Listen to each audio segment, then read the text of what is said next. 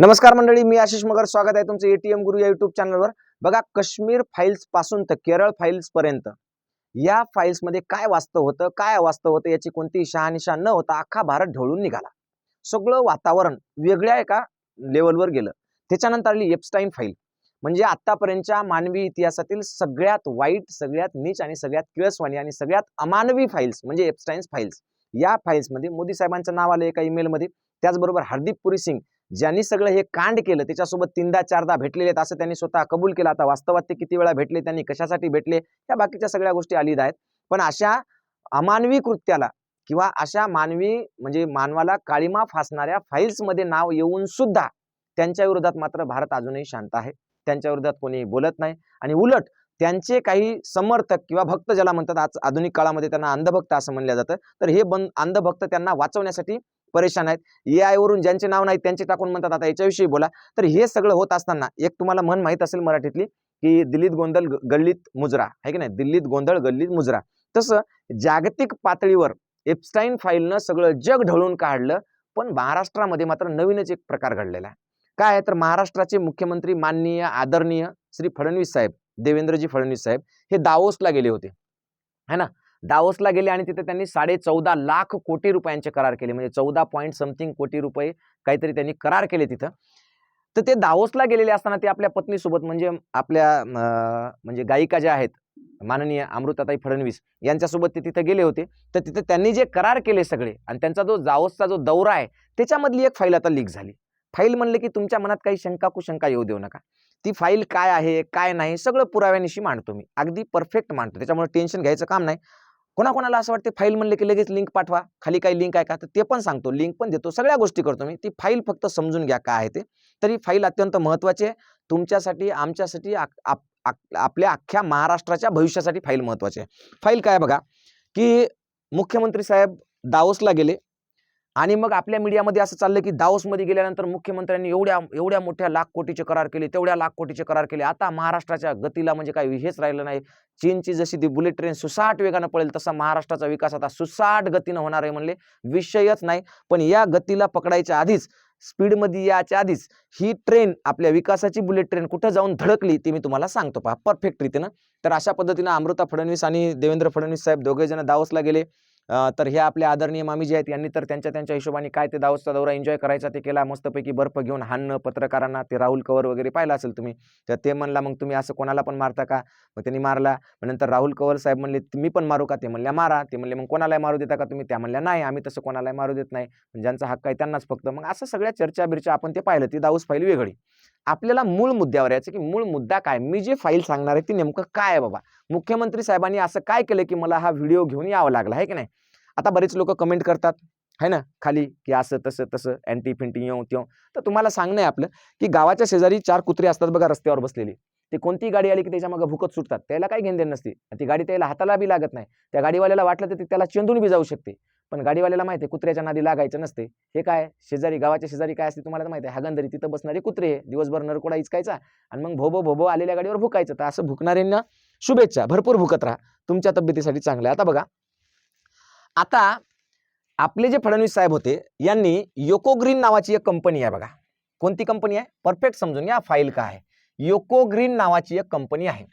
Company सोबत 4,000 कोटींचा करार केलाय. किती हजार कोटी, 4,000 कोटी. कोटी म्हणलं की किती शून्य द्यायचे परत विचारू नका, मी गणित शिकवतो तुम्हाला तर माहिती आहे. आपण 5वी 4थी स्कॉलरशिप, नवोदय, NMMS, त्याच्यानंतर ह्या सगळ्या ज्या परीक्षा असतात, होमी बाबा, BDS, ह्या सगळ्या स्पर्धा परीक्षेला गणित आणि मराठी हा विषय शिकवतो. तसंच महाराष्ट्रातल्या म्हणजे पार पोलीस भरतीपासून तर MPSCच्या पर्यंतच्या सगळ्या लेकरांना आपण मराठी विषय शिकवतो. त्यातही 70,000 विद्यार्थ्यांना आपण फ्री मराठी विषय शिकवतो. किती, 70,000 विद्यार्थ्यांना. 7वी स्कॉलरशिपची बॅच ज्याच्यामध्ये 40,000 विद्यार्थ्यांना आपण फ्री शिकवतो. आपलं काम लय मोठं आहे. आपण कोणाचा रुपया घेत नाही, पण आपण त्यांना देतो, देण्याचा प्रयत्न करतो, कारण आपला वारसा तसा आहे. तर असो, तुम्हाला जर तुमच्या घरात कोणी लेकर बाळ शिकत असतील तर एटीएम गुरु एज्युकेशन नावाचं ॲप आहे प्ले स्टोअरला, ते घ्या, त्याच्यातून तुम्ही बॅच जॉईन करू शकता बरं का. तर आता लक्षात घ्या, 4,000 कोटी रुपयाचा करार कोणी केला, फडणवीस साहेबांनी केला. कोणत्या कंपनीसोबत, योको ग्रीन नावाच्या कंपनीसोबत केला. आता योको ग्रीन म्हणल्यावर तुम्हाला माहित असेल, तुम्हाला वाटत असेल ही चायनीज कंपनी असेल नाही तर कोरियन कंपनी असेल, कारण योको नाव आहे की नाही, योको हामा टायर असतात आपल्याकडे. तर तसं योको हामा कोणाचा आहे, मामा. तर हे मामाचा हे कंपनीसोबत काय करार झाला ते सांगतो. नंतर याच्यामधून 6,000 लोकांना रोजगार मिळणार आहे. किती लोकांना? 6,000 कुटुंबांना, लोकांना रोजगार मिळणार आहे. म्हणजे 6,000 लोकांना रोजगार मिळणार. 4,000 कोटींचा करार. आता पाहू ही कंपनी नेमकी कोणाची आहे, करार सविस्तर कसा आहे ते सगळं समजून घेऊ आणि मग तुम्हाला कळेल दावोस फाईल नेमकी काय. परफेक्ट सांगतो आपण, तुम्हाला तर माहिती आहे आकडेवारी बिकडेवारी सगळं आपल्याकडे प्रूफ शिवाय काय नाही, है ना, विषयच नाही. आता बघा, ही मुंबईतील कांदिवली वेस्ट इथली कंपनी आहे.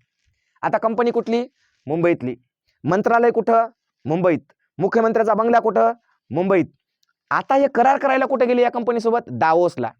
मला सांगा, आपला समजा एखादा माणूस आहे, तुमच्या घरात समजा तुमचा साखरपुडा ठरला आणि तुमच्या घराच्या बाजूला एक सोयरा राहते, तुम्हाला त्याला साखरपुड्याची पत्रिका द्यायची, तर तुम्ही त्याला पत्रिका तिथल्या तिथंच नेऊन देता का? म्हणजे चल बुवा तू दिल्लीला आहे, मी बी इकडून दिल्लीला येतो, मग दोघं जण मिळून दिल्लीला जाऊन मग दिल्लीला त्याला अक्षित फिक्षत लावून मग पत्रिका देता? नाही, आपण घरच्या घरी जवळच्या जवळच देतो, आहे की नाही? पण तसं नाही. मुंबईचं मुख्य म्हणजे मंत्रालय मुंबईमध्येच आहे महाराष्ट्राचं, या कंपनीचं मुख्यालय बी मुंबईमध्येच आहे, तरी पण यांनी मुंबईत करार केला नाही, यांनी दावोसला जाऊन केला. मग का केला ते सांगतो तुम्हाला. पहा, ही कंपनी मुख्यतः नवीनीकरणीय ऊर्जा म्हणजे रिन्युएबल एनर्जी ज्याला म्हणतो आपण, है की नाही? रिन्युएबल एनर्जी म्हणजे ज्यामध्ये काय होते, ऊर्जा पुन्हा निर्माण करू शकतो आपण वापरल्यानंतर, है की नाही? तर त्याला रिन्युएबल एनर्जी म्हणतात. तर अशा क्षेत्रात काम करते असं म्हणणं आहे कंपनीचं. हा, पण आता कंपनीचं नेमकं म्हणणं काय आहे, त्या कंपनीचा मालक कोण आहे, ती कंपनी किती रुपयाची आणि त्याच्यासोबत करार कितीचा झाला, हे सगळे आकडे पाहून तुमचं डोकं फिरणार आहे, ते तुम्हाला सविस्तर सांगतो. आता बघा, कंपनीचं नाव आहे योकी green energy private limited. Green energy म्हणजे अशी एनर्जी असते जिचा पर्यावरणावर कोणत्याही प्रकारचा इफेक्ट होत नाही. करेक्ट? म्हणजे पर्यावरण पूरक किंवा पर्यावरण संतुलन राखणारी अशी एनर्जी तयार करणे म्हणजे त्याला म्हणतो आपण ग्रीन एनर्जी.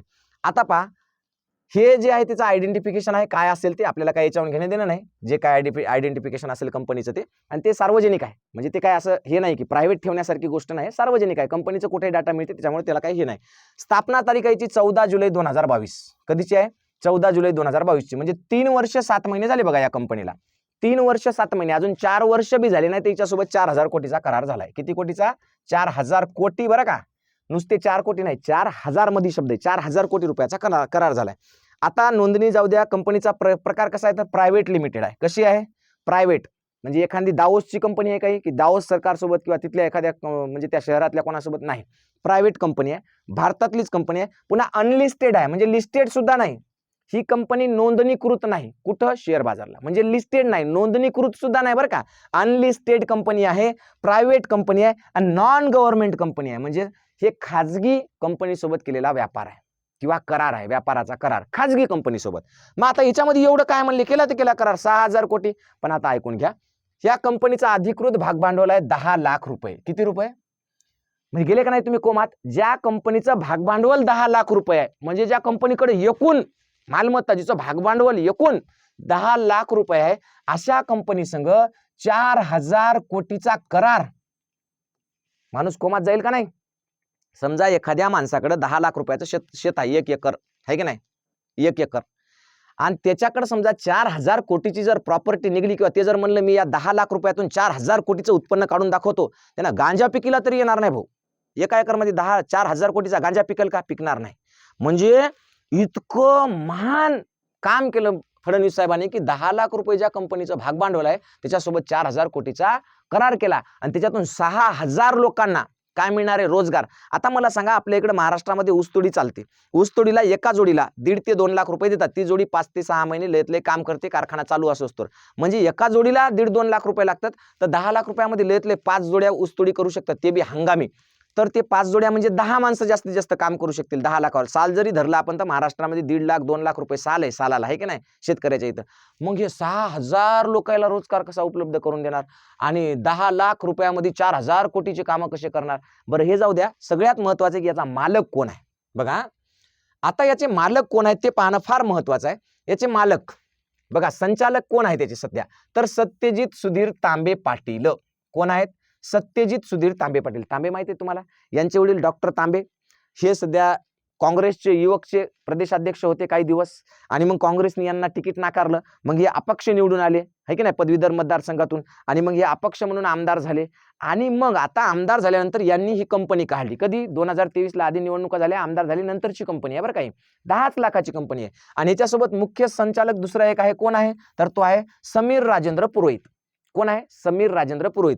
आता हे तांबे साहेब आणि हे पुरोहित साहेब या दोघांची मिळून ही कंपनी आहे. 10 लाख रुपयाची कंपनी. याच्यामध्ये 4,000 कोटी रुपये त्यांनी काय केलंय? त्याला करार केलाय. 10 लाखाच्या कंपनीत 4,000चा करार. तुम्ही पहिले म्हणत होते गुवाहाटी 50 खोके सगळं ओके, पण 50 खोक्यावर भागत नाही हे इथून दिसून येते. कारण जर समजा सत्यजित तांबे साहेबांना बीजेपी मध्ये जर जायचं असेल किंवा तिकडे काही जायचं असं काही आहे का बाबा याच्यामध्ये, किंवा असंही असू शकते कदाचित सत्यजित तांबे आणि पुरोहितनं दोघांनी मिळून सरकारला फसवलं काय. म्हणजे मला जी माहिती मिळाली की कंपनीत फक्त 10 लाख रुपये आहेत, कंपनी अजून अनलिस्टेड आहे, कंपनीचं कोणतंही काम नाही, कंपनीचं काहीच आणखी काला मेळ नाही, असं असताना समजा फडणवीस साहेबांनी जर हा करार केला असेल तर कदाचित सत्यजित तांबेनं या पुरोहितनं दोघांनी मिळून फडणवीस साहेबाला फसवले का बा, म्हणजे महाराष्ट्र शासनाला फसवलं का. कारण शासनाचा पैसा म्हणजे जनतेचा पैसा, तुमच्या आमच्या घामाचा पैसा, आपण जीएसटी भरतो 18% त्याचा पैसा. मग कदाचित जर समजा त्याला फसवलं असेल तर आता फडणवीस साहेबांनी काय केलं पाहिजे? या कंपनीवर गुन्हा दाखल केला पाहिजे की यांनी आम्हाला फसवलं, 4,000 कोटीचा आमच्याकडून चुकून कॉन्ट्रॅक्ट यांनी घेतले म्हणून, है की नाही. जर फसवलं नसेल तर मग हे काय यांनी कारवाई केली पाहिजे त्या कंपनीवर. कारवाई करायची नसेल तर अर्थ समजून घ्या की तांबे साहेबाला आता काय करायचंय की विकासासाठी कुठं जायचंय? भारतीय जनता पार्टीमध्ये जायचं असेल विकासासाठी. आणि मग ते विकासासाठी जायचं असेल तर नुसता एकट्याचा विकास करून भागेल का? संघ 6,000 लोकांचा विकास झाला पाहिजे, म्हणजे 6,000 लोकांना काम मिळालं पाहिजे. आणि म्हणून कदाचित मग हे 4,000 कोटी रुपये त्यांच्यापर्यंत अशा पद्धतीने गेले असतील. याच्यात काही नवीन नाही. वॉशिंग पावडर निर्मा आहे ना, वॉशिंग मशीन आहेच तिकडे, लगेच ते तिकडे. तर अशा पद्धतीनं हे 4,000 कोटी रुपये दिलेत कोणाला? तर एका 10 लाख रुपये भागभांडवल असलेल्या कंपनीला. त्या कंपनीचे मुख्य प्रवर्तक आहेत सत्यजित सुधीर तांबे पाटील आणि दुसरे आहेत समीर राजेंद्र पुरोहित. तर अशा पद्धतीनं ही कंपनी काय करणार, कशात काम करते? आता जरी हिचं नाव असेल हरित एनर्जी फ्रीत एनर्जी सगळं, तर ही कंपनी प्रत्यक्षात काम करते म्हणजे कोळसा, मायनिंग, खाण क्षेत्र. मग आता कोळशाला हरित एनर्जी केव्हापासून म्हणायला लागलो आपण? म्हणजे ही फाईल अशी आहे भाऊ, याच्यात सगळं गोड बंगाल आहे, म्हणजे काहाचा काहाला मेळ नाही, तरी 4,000 कोटीचा करार करून आले साहेब. आणि इकडे त्याचे सगळे म्हणजे ते लोक भक्त लोक डिंगोरा पिटवायलेत की 14 लाखाचं करार केले, आता महाराष्ट्र सुसाट पळणार. अरे महाराष्ट्र कुठं पळायला? कुठंच पळणं. 4,000 कोटी नाशकात जाणार आहे की नाही त्याच्या कंपनीला. त्याची कंपनी 10 लाखाची, तुमच्याकडे 10 लाखाचं शेत असेल तर जाऊन एकदा म्हणा सरकारला की आम्हाला 1,000 कोटी रुपयाचं काही कॉन्ट्रॅक्ट द्या म्हणून, देते का पहा. तर अशा पद्धतीचा हा करार आहे. तर त्याच्यामध्ये काय काय काम होणार आहेत, काय काय नाही ते काय नाही, पण एवढं लक्षात ठेवा 4,000 कोटीचा करार आणि रोजगार निर्मिती सुमारे 6,000 एवढं होणार म्हणले. कोळसा प्रत्यक्ष कोळशाच्या याच्यात काम करते ही कंपनी. तर अशा पद्धतीची ही फाईल होती. आता आपली एक फाईल तुम्हाला दाखवतो. आपलं हे एटीएम गुरु एज्युकेशन नावाच्या लाईव्ह बॅचेस असतात, ज्या प्ले स्टोअरवर एटीएम गुरु एज्युकेशन नावाचं ॲप आहे. त्याच्यामधून 4थी स्कॉलरशिप, 6वी फाउंडेशन, होमी बाबा, BDS, 7वी स्कॉलरशिप, 8वी NMMS यासह इतरही अनेक बॅचेस आहेत. त्याच्यातल्या बऱ्याचशा बॅचेस फ्री आहेत, ज्याला पैसे लागत नाहीत. काही बॅचेस आहेत त्याला तुटपुंजी किंमत घेतो, म्हणजे खर्च भागावा म्हणून. तर अशा ह्या सगळ्या बॅचेस आहेत. तुम्हाला आपली माहिती आवडली असेल तर नक्की या व्हिडिओला लाईक करा, जास्तीत जास्त शेअर करा. सगळ्यात महत्त्वाचं म्हणजे 10 लाख रुपयाच्या कंपनीला 4,000 कोटी आपण कसे देऊ शकतो हे फडणवीस मामींकडून शिकून घ्या. आणि अशीच तुम्ही एखादी 10-5 लाखाची कंपनी टाका, हजारो कोटीचा निधी मिळवा आणि त्याच्यातून असं मस्तपैकी सुंदर काम करा आणि आपल्या महाराष्ट्राला, आपल्या देशाला पुढे न्या. आणि असे करार करताना भारतात करू नका. कृपया दावोसला जा, दुबईला जा, तिकडे बाहेर जाऊ करार करा. इथल्या इथं करार करणं आपल्याला परवडत नाही, ते आपल्याला प्रतिष्ठेला योग्य वाटत नाही. ठीक आहे, धन्यवाद. थांबूया इथं. जय जिजाऊ, जय शिवराय.